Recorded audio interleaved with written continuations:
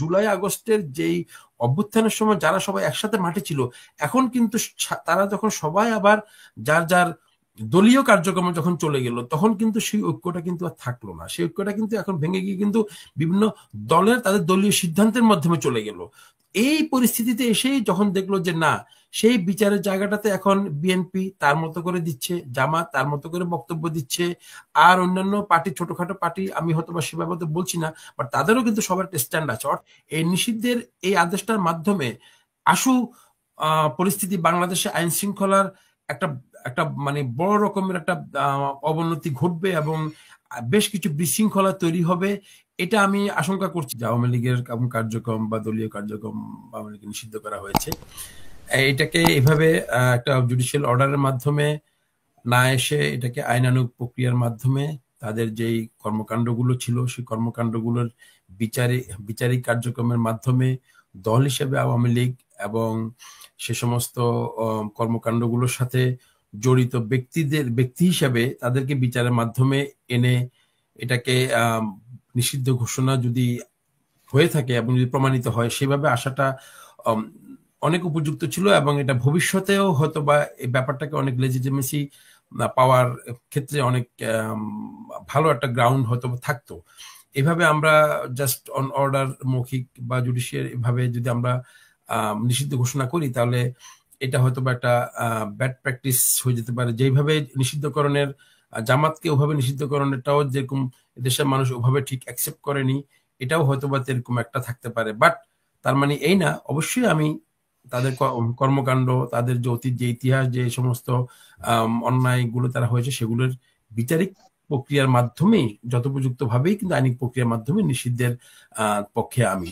আর আপনি যেটা বলেছেন যে দাবি দেওয়া, আসলে তাদের এই সময়ে এগুলো এক একটার সাথে এক একটা লিঙ্ক আপ কিনা এভাবে আমি ঠিক আসলে আমি এটাকে আমি ওভাবে বলতে পারবো না। বিকজ আমার কাছে এটা মনে হচ্ছে, আমি অন্তত মনে করতে পারি এগুলো একটা বিচ্ছিন্ন ঘটনার মতোই, বাট ভেতরগত ভাবে কোনো লিঙ্ক আপ আছে কিনা অতটা সূক্ষ্মভাবে হয়তো বা আমি ঠিক মন্তব্য করতে পারবো না।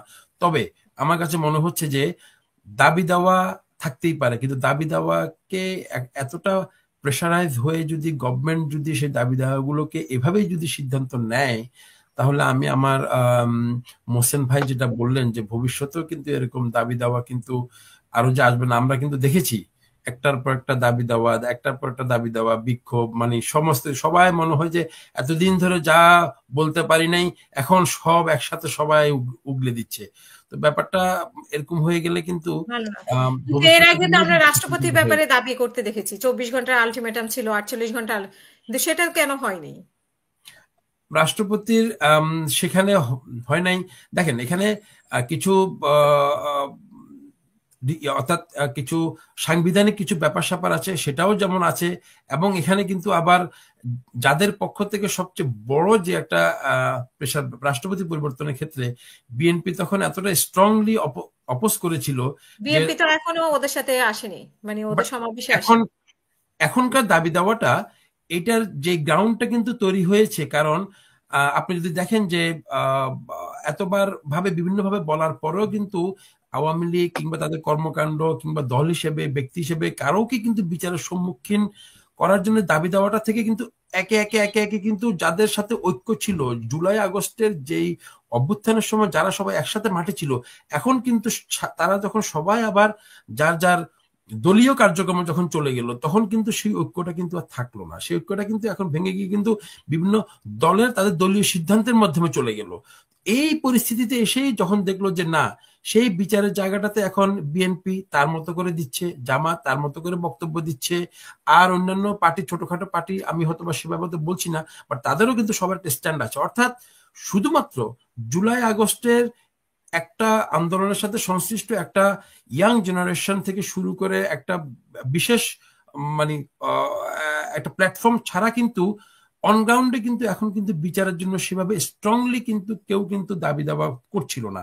সবাই বলছিল যে জনগণ সিদ্ধান্ত নেবে, দলীয় কোনো সরকার আসলে তারা করবে, বিএনপি বলতেছে আমরা যদি যাই আমরা করব, অর্থাৎ করব, জনগণ করবে, এইভাবে করে সবাই ছেড়ে দিচ্ছে। স্ট্রংলি কিন্তু কেউ এখনই করা দরকার, এই মুহূর্তেই করা দরকার, সংস্কার দরকার, বিচার দরকার, এভাবে কিন্তু কেউ করছে না।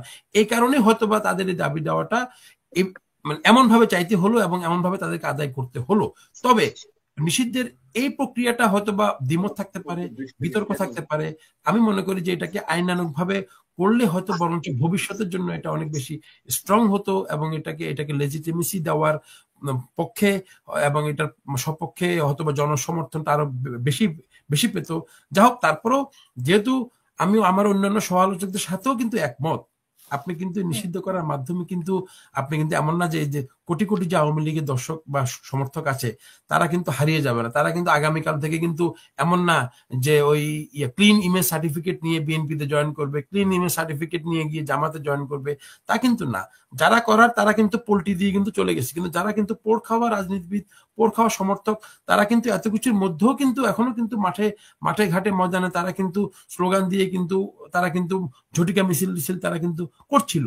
সুতরাং এখন কিন্তু আমার মনে হয় এই নিষিদ্ধের এই আদেশটার মাধ্যমে আশু পরিস্থিতি বাংলাদেশে আইন শৃঙ্খলার একটা একটা মানে বড় রকমের একটা অবনতি ঘটবে এবং বেশ কিছু বিশৃঙ্খলা তৈরি হবে, এটা আমি আশঙ্কা করছি। এবং আমার মনে হয় এই ব্যাপারটা আমাদের বর্তমান যে সরকার আছে তারা কতটা ক্যাপাবল আমি খুবই খুবই সন্দিহান। কারণ আমরা ওনাদের ক্যাপাবিলিটি নিয়ে আশা করেছিলাম অনেক বেশি ভালো কিছু, বা সত্যি কথা বলতে ভালো কিছু যে হয় নাই তা না, কিন্তু তেমন খুব স্ট্রং ওনাদের যে কার্যক্রম, ওনাদের রাষ্ট্র পরিচালনায় ওনাদের যে দূরদর্শিতা, সেখানে আমরা খুব বেশি যে একটা আশার আলো দেখতে পাচ্ছি তা না। তবে এই আজকের সিদ্ধান্তের পর বাংলাদেশে একটা আইন শৃঙ্খলা কিংবা বিভিন্ন ভাবে অঞ্চলে যে আইনানুগ যে সমস্ত ঘটনা ঘটবে কিংবা একটা বিশৃঙ্খলা তৈরি হবে, সেটাকে কতটা সুষ্ঠুভাবে এই সরকার কিংবা আইন শৃঙ্খলা বাহিনী কতটা সেটাকে নিয়ন্ত্রণে রাখতে পারবে কিংবা জনমনে স্বস্তি দিতে পারবে, জনগণের নিরাপত্তা নিশ্চিত করতে পারবে, এটা আমার একটু সন্দেহ আছে। এবং এটার মাধ্যমে আবার কিছু ধরনের ধরপাকড় হবে, ভুল ত্রুটি হবে, সেটাও একটা ব্যাপার আছে। তো মোটামুটি একটা বিশৃঙ্খলা হয়তোবা আমি আমার মানে সন্দেহ হচ্ছে একটা আমরা মনে হয় খুব একটা হযবরল একটা বিশৃঙ্খলার দিকে এগিয়ে যাচ্ছি। তবে এই নিষিদ্ধ করার কিংবা তাদের একটা বিচারিক আওতায় আনার পক্ষে আমি সবসময় ছিলাম, এখনো আছি। তবে সেটাকে আইনানুগভাবে করাটাই অনেক বেশি শ্রেয় ছিল। ঠিক এভাবে একটা অর্ডারের মাধ্যমে আসলে করাটা আমি আমি আমি অন্তত মানে এই ব্যাপারটাকে ঠিক পজিটিভলি দেখছি না। কারণ এটার মাধ্যমে কিন্তু অর্থাৎ আরো বিশৃঙ্খলা বেশি তৈরি হবে। তবে এটার পেছনের যে রাজনীতি, এটার পেছনের যেই কলকাঠি যারা নাড়ছেন, তাদের পরবর্তী স্টেপ বা মুভমেন্ট কি হবেন সেটা বা কি হবে সেটা আমার মনে হয় দেখার সময় আসছে।